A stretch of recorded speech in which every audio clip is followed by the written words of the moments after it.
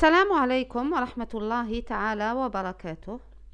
La séance de travaux dirigés d'aujourd'hui portera sur le dernier exercice de la série sur les réseaux électriques partie régime variable, à savoir l'exercice numéro 13. Son énoncé est comme suit. Soit la courbe de réponse en courant d'un circuit résonant que l'on voudrait modéliser par un circuit RLC. On nous demande de déterminer la valeur de la fréquence de résonance, bien sûr qu'on déduira à partir de la courbe de réponse qui est donnée.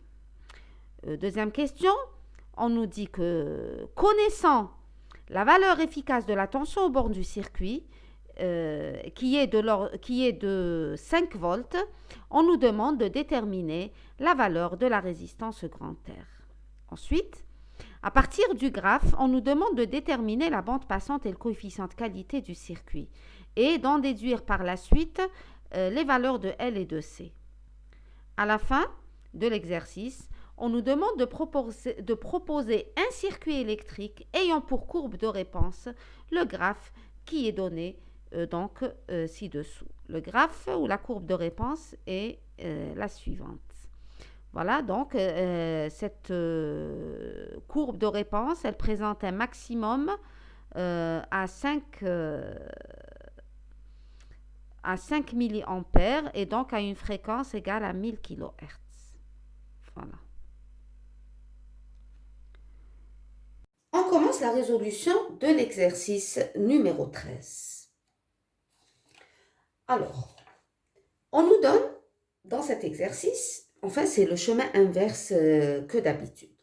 Généralement, on nous donne le circuit et on nous demande de tracer, de déterminer le courant, la fréquence, etc. Là, c'est le chemin inverse, c'est-à-dire on nous donne la courbe de réponse du circuit et on nous demande de trouver le circuit résonant qui correspondrait à cette courbe de réponse.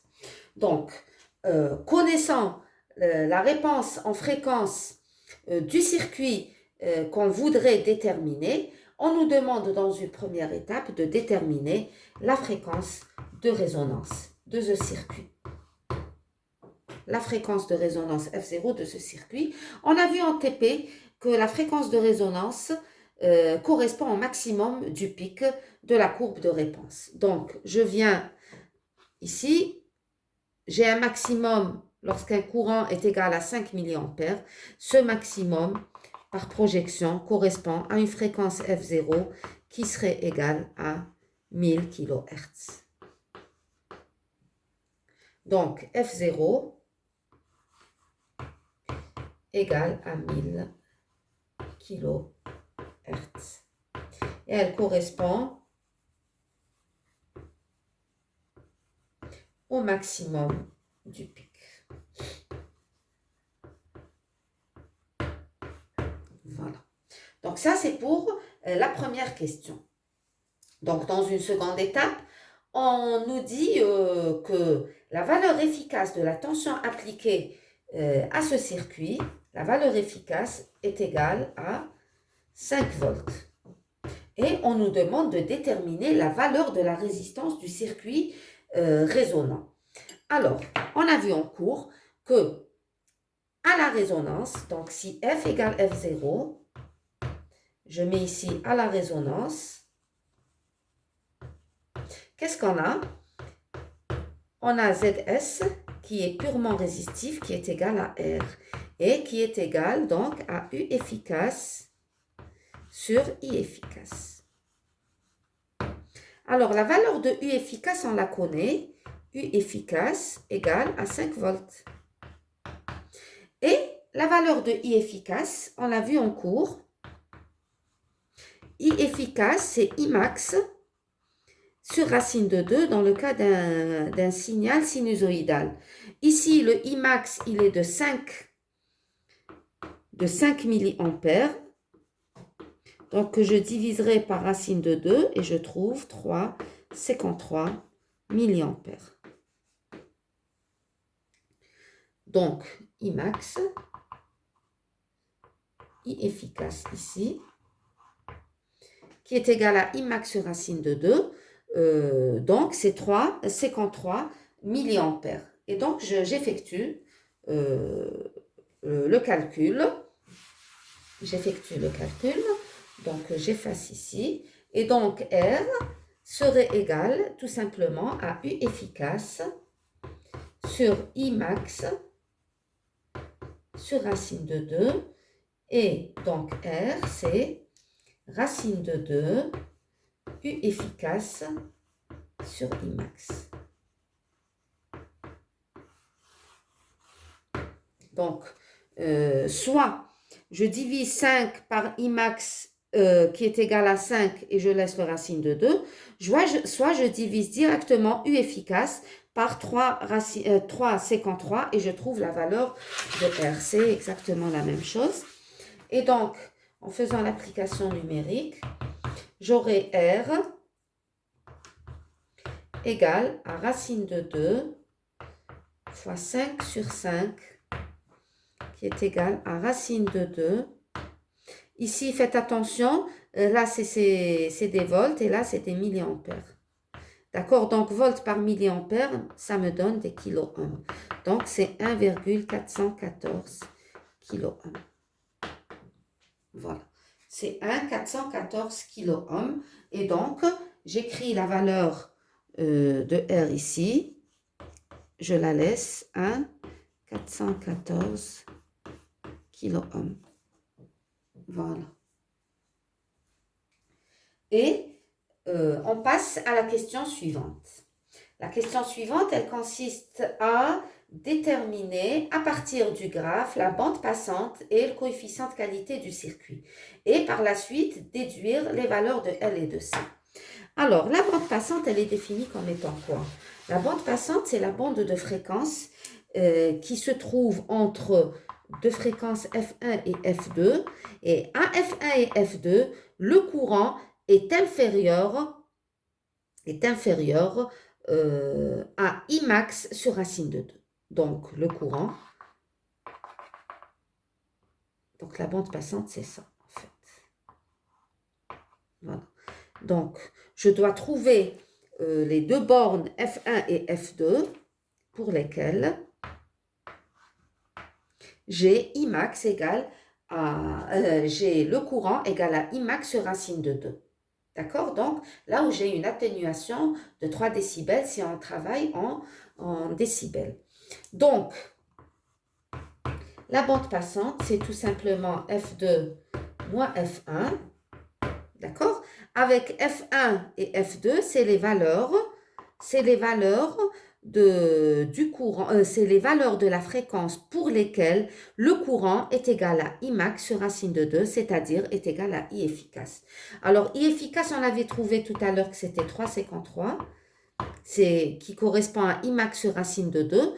Et donc, je fais la projection sur l'axe des fréquences et je trouve un F1. Je trouve F1 égale à 930 kHz. Vous devez le faire, hein. Vous devez projeter sur vos graphes. Et F2 égale à 1070 kHz. Bien sûr, on peut trouver des petites différences puisqu'il y a l'incertitude de la lecture, de la projection, il y a la grosseur de la mine du crayon, etc.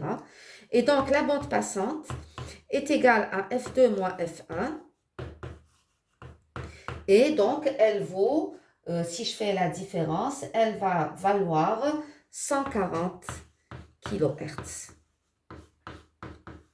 Donc ça, c'est la bande passante qui vaut 140 kHz. Alors, une fois j'ai la bande passante, c'est comme si j'avais le coefficient de qualité en fait. D'accord? Donc, le coefficient de qualité. Donc là, j'ai plus besoin de mon graphe puisque j'ai déterminé tout ce que je devais déduire à partir de ce graphe. Et donc, la bande passante étant égale à 140 kHz, je vais déduire le coefficient de qualité. Alors, le coefficient de qualité est défini comme étant quoi? Comme étant F0 sur la bande passante. C'est F0 sur la bande passante. Et donc, le coefficient de qualité, donc F0, c'était 1000 kHz, que je diviserai par la bande passante qui est égale à 140 kHz. Donc, ce 0 avec ce 0. Et je trouve un coefficient de qualité égal à 7,143. Voilà. Donc, le coefficient de qualité égal à 7,43. À partir de ces deux résultats, on nous demande de déduire la valeur de L et de C. Déduction de L et C. Alors, on nous dit que le circuit résonant qu'on veut avoir, c'est un circuit résonant RLC série, dont on connaît le coefficient de qualité. Alors, sachant que le coefficient de qualité du circuit résonant série est égal à L oméga 0 sur R, et c'est aussi 1 sur RC oméga 0. Donc, je peux déduire la valeur de L et la valeur de C, sans aucun problème, avec oméga 0, sachant que oméga 0, c'est 2pi F0. Donc, en utilisant ces relations, on va déduire la valeur de L et la valeur de C. Donc, on va le faire tout de suite. On le fait tout de suite, donc. Alors, la valeur de L, je la tire à partir de cette première relation. Donc, c'est QS fois R sur oméga 0. Et c'est donc QS fois R sur 2pi F0. Quant à la valeur de C, donc je fais les transformations qu'il faut. La valeur de C, donc C, il va venir ici. Ça va donner 1 sur R QS oméga 0. Et c'est donc 1 sur R QS 2pi F0. Voilà. C'est les deux valeurs de L et de C. Donc, on va faire l'application numérique très rapidement. Application numérique. Donc, L, le coefficient de qualité qu'on a trouvé est de 7,143. Donc, 7,143 que je multiplierai par 1,414 kg. D'accord? Et là, c'est des kilos, donc je peux ne pas mettre le K du kilo. Et donc ici, c'est 2pi fois 1000. Et en faisant le calcul, on trouve 1,6 millihenry. On peut le revérifier tout de suite. Donc, je fais le calcul très rapidement, je revérifie avec vous. Donc, 7,143 que je multiplierai par 1,414 qui est racine de 2. Je divise par 2, je divise par pi et je trouve 1,6 millihenry. C'est très bien, c'est parfait. Maintenant, je passe au calcul de la valeur de C. Donc, c'est 1 sur R qui est égal à 1,414 kg. Cette fois-ci, je mets le 10 puissance 3. Que je multiplierai par la valeur du coefficient de qualité. Donc, c'est 743 au carré fois pi fois 2pi fois F0 qui est égal à 10 puissance 6. Donc là, j'ai un 10 puissance 9, donc 10 moins 9 qui va monter en haut. Et on va calculer cette valeur. Je vais la calculer avec vous. Bon, j'aurais pu vous la donner, mais je préfère qu'on fasse le calcul ensemble. Je reprends la valeur, l'expression de C d'abord. Donc, l'expression de C, c'était donc, rappelez-moi, on avait le coefficient de qualité, c'est 1 sur RC oméga. Donc, c'est 1 sur le coefficient de qualité R oméga 0. On reprend, on ne perd rien du tout. Donc, 1 sur le coefficient de qualité R fois 2pi. Donc, C égale à 1 sur Le coefficient de qualité, on avait trouvé 7,143. La résistance, c'est 1,414 10 puissance 3. Et ici, F0. Fois 2pi. 10 puissance, alors 1000 kg, c'est 10 puissance 6. Voilà. Donc, 10 puissance 3, 10 puissance 6, ça donne 10 puissance moins 9. Que divise, donc C serait 10 moins 9, divisé par tout ça. Je sais pas. Ah, tout à l'heure, on avait pris, je pense que le 2pi était là et on avait pris Q carré. Je pense que c'était ça l'erreur, hein, apparemment. Bon, je fais ça, fois 2pi, je l'écris comme ça pour éviter les erreurs, 6,28. Et on calcule, on recalcule. Ça fait pas de mal. Donc, 1 divisé par 7,143 divisé par 1,414. Alors, divisé par 1,414 que divise 6,28. Ah ben voilà. Et ben ça va donner donc 10 puissance moins 9 que multiplie 0,0157 farad. Alors 1, 0 c'est 10, 2, donc C serait égal à 15,7. Combien? 10 puissance moins 3 fois 10 puissance moins 9, donc 10 puissance moins 12 farad qui donne 15,7 picofarad. Donc, c'est égal à 15,7 picofarad.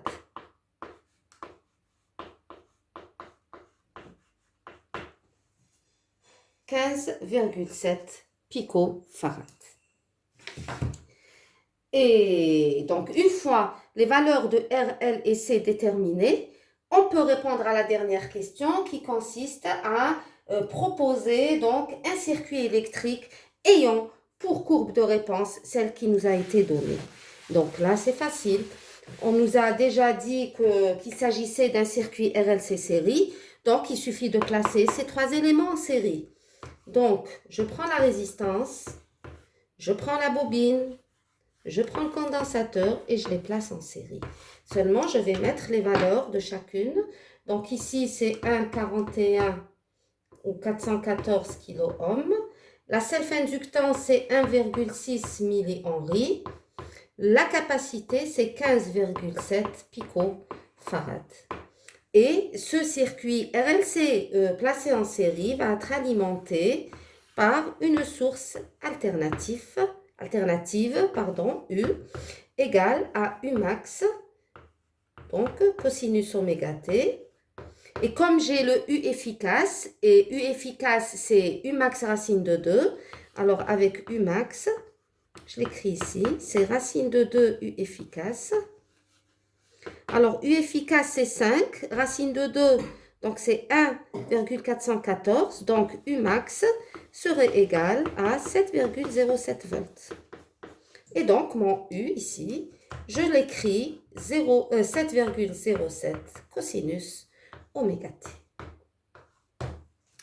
Voilà, donc voici le modèle du circuit RLC auquel correspond la courbe de réponse qui nous a été donnée dans cet exercice. Donc voilà, on arrive à la fin de l'exercice, à la fin de la série en fait.